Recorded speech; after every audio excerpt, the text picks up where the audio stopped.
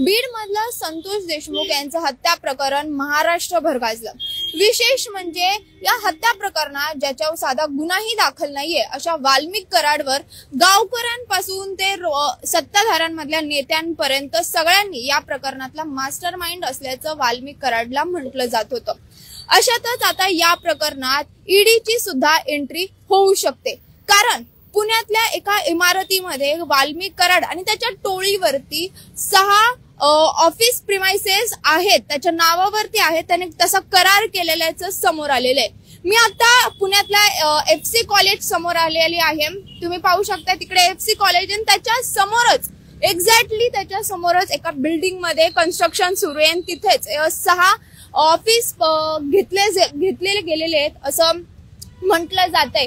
या पूर्ण 6 ऑफिसची किंमत ही एकूण 25 कोटी असल्याचं म्हटलं जातंय। जवळपास 1 स्क्वेअर फीटची किंमत ही 40,000 आणि त्यानुसार 25 कोटी रुपयांचा हा करार असल्याचं बोललं जातंय। आता हा जो करार आहे म्हणजे हे जे 6 ऑफिसेस आहेत ते वाल्मिक कराड त्याच्याशी संबंधित एका महिलेने आणि संतोष देशमुख यांच्या हत्या प्रकरणातला जो आरोपी आहे जो की विष्णू चाटे यांच्या नावावर असल्याचं बोललं जातंय।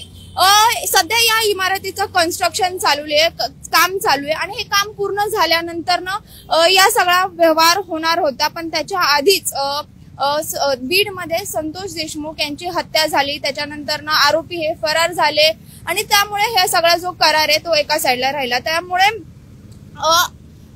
हा जो प्रकार आहे तो आता उघडकीस आल्याचं बोललं जातं। विशेष म्हणजे सुरेश धस जे भाजपचे आमदार आहेत त्यांनी सांगितलं होतं की वाल्मिक कराडची ही 1500 कोटींची संपत्ती आहे, ज्यामध्ये पुण्यातल्या या बिल्डिंग मधल्याचा सुद्धा त्यांनी उल्लेख केला होता की पुण्यातल्या वैशाली हॉटेल जवळ आणि FC कॉलेजच्या समोर एक इमारत आहे जिथं कन्स्ट्रक्शन चालू आहे, तिथं त्याचे 6 शॉप्स आहेत, कमर्शियल शॉप्स आहेत असं त्यांनी उल्लेख केला होता। आणि त्याच्यानुसार आता ही माहिती आहे ती कुठे ना कुठे खरी आहे असं म्हटलं जाते। आता त्यांचे जी अवैध धंदे जसं वाळू वगैरे असं म्हटलं जाते, त्यांचे अवैध बरेचसे धंदे बीड मध्ये हे सगळं बीड परळीमध्ये हे सगळं चालतं।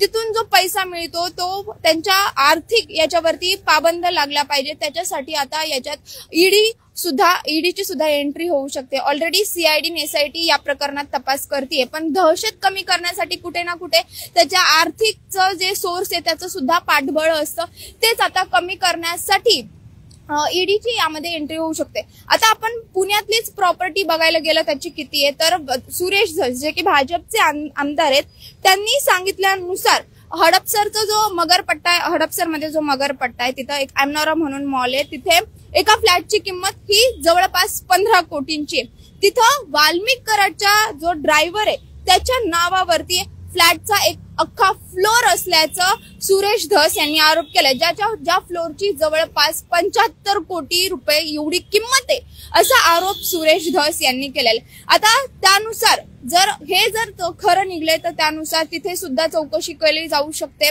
पोलिसांकडून, तिथले त्याचे सगळे आर्थिक सोर्स आहेत ते बाहेर एक करून येऊ शकतात। सध्या तरी पुण्यातल्या FC कॉलेजच्या समोर ही जी बिल्डिंग आहे त्याच्यात 6 ऑफिस प्रिमाइसेस असल्याचं म्हटलं जातंय, ज्याची किंमत 25 कोटी रुपये इतकी आहे आणि त्यामुळेच आता ईडीची या प्रकरणामध्ये सुद्धा एंट्री होऊ शकते। सध्या आपण इथेच थांबतोय। याच प्रकरणातल्या ताज्या अपडेट सगळ्या जाणून घेण्यासाठी पॉलिटिकल महाराष्ट्र या पेजला लाईक करा, फॉलो करा। धन्यवाद।